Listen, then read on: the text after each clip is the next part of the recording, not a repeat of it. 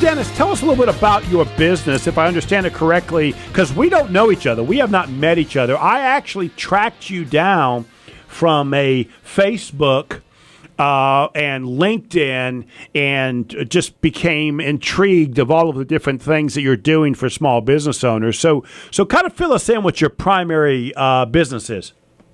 Yeah, but my primary business is called FranchiseScale, and basically what I do is I get pitched by small businesses across the U.S., all over the place, who want to scale their business via using franchising versus doing it a company-owned route. So I guess if my expertise is really vetting concepts and businesses and ensuring that they have the capabilities to be able to grow through a franchising model. Of course, franchising is responsible for about 2/3 of the U.S. economy on a retail side. It's just massive, and it's a great way to grow. It's OPM, other people's money and other people's effort.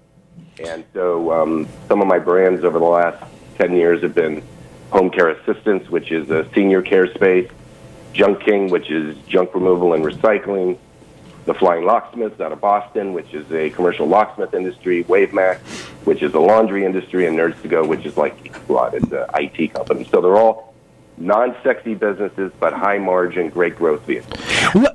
I'm sorry, go right ahead, Bill. Dennis, I'm going to ask you, outside of capital, which is I'm sure going to be number one, outside of capital, what do you think is the number one impediment to people getting involved in their own business?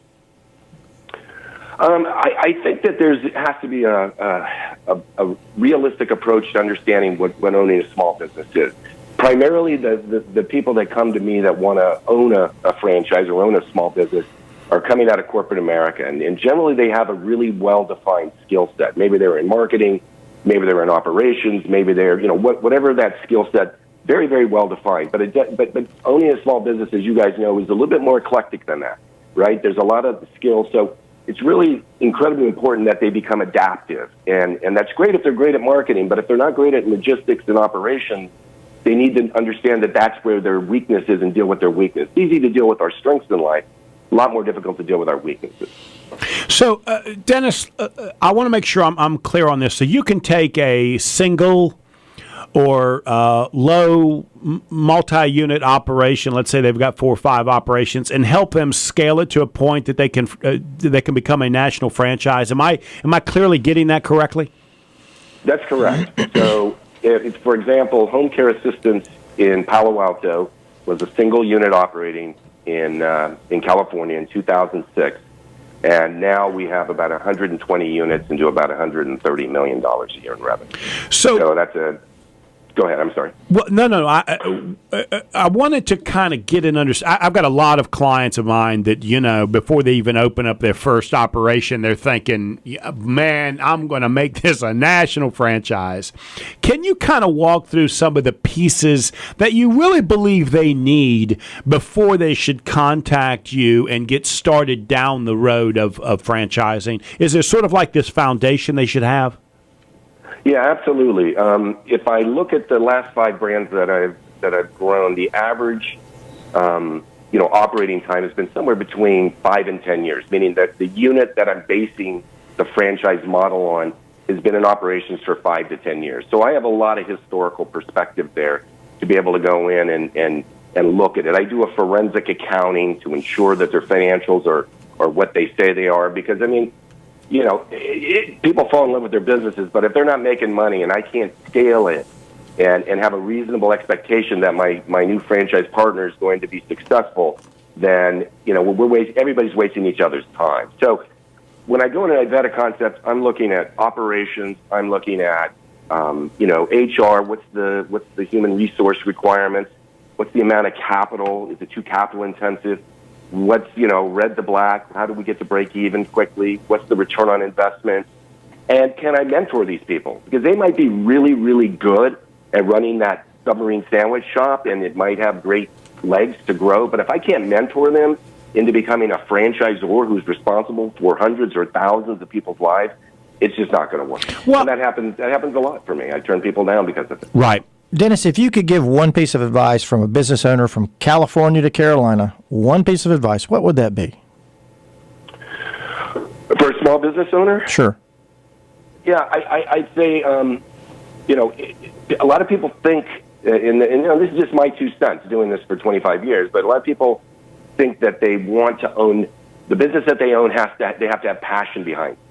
Meaning passion is like I love yoga, or I love sports, or I love fishing, or I love baseball, or whatever it is, and they think that the business has to be about that. And I say contraire. I say really, you have to go more analytical about a business that you're going to start, whether it's a franchise, an existing business that you're going to acquire, or you're going to be a startup yourself and try to do it.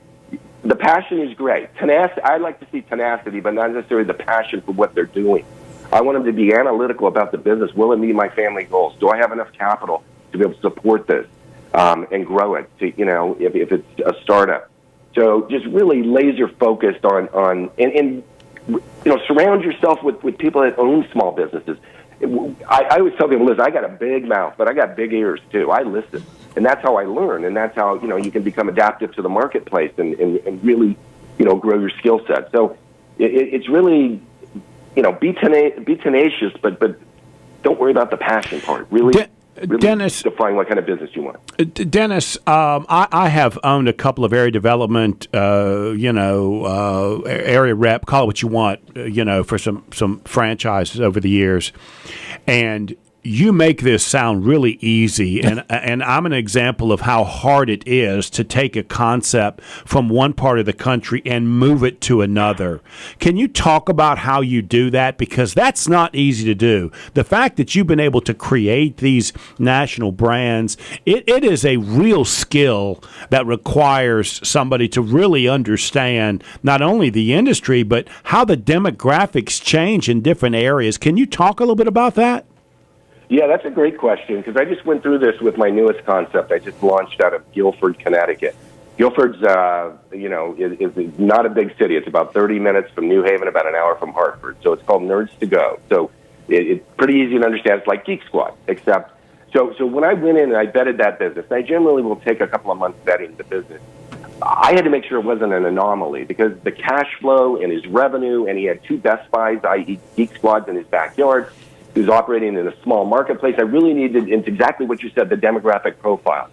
So what I have to be able to do is say, I can pick this up and I can put it down in Allen, Texas, or Foxborough, Massachusetts, or San Jose, California, or wherever it is, and ensure that franchisee has a great opportunity. So that comes down to the math, which is demographic profiling. So it's household income, it's number of, for this brand, it's the number of devices in the house.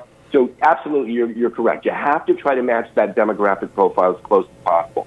Then it's the location side, really understanding and drilling down. And I have to get into the weeds. I have to get really, really deep into the concept, because I'll fall in love with the concept myself. And I'll drink my own Kool-Aid too quickly. So I need to back up and make sure that I'm doing all the due diligence before I take it to market. Right. Dennis, I'm going to ask you a question, just a personal question. Outside of your family members, what one person most influenced your business career? This will be an interesting one. A business partner that frauded me. Oh, okay. Well, it's a lesson to learn from. It was a hard lesson learned. Living out of my car for a week after that happened. So that was a lot of fun. It was right at the .com days. Shame on me, and that'll never happen again. But he defrauded the entire company and myself personally. And Dennis, that was a big, big learning curve. Dennis, thank you so much. We've only got about 30 seconds, my friend. What advice do you want to give the person thinking about buying a franchise right now? What's some of the quick advice you'd give them? Yeah, again, don't lead with passion. Lead with analytics. Lead with, surround yourself, get other people's opinions, make your own decision on which concept it is. There's about 3,000 active concepts out there. So, there's a lot of white noise, and you have to really drill it down. And get a lot of coaching. I mean, rely on other people's opinions. Make your decision yourself, your final decision. But, that's how we learn in life, right? By other people's experiences, and then we get that experience, too, through them. So. Thanks, Dennis. I wish we had more time. We're going to get you back on when we've got some other things to talk about.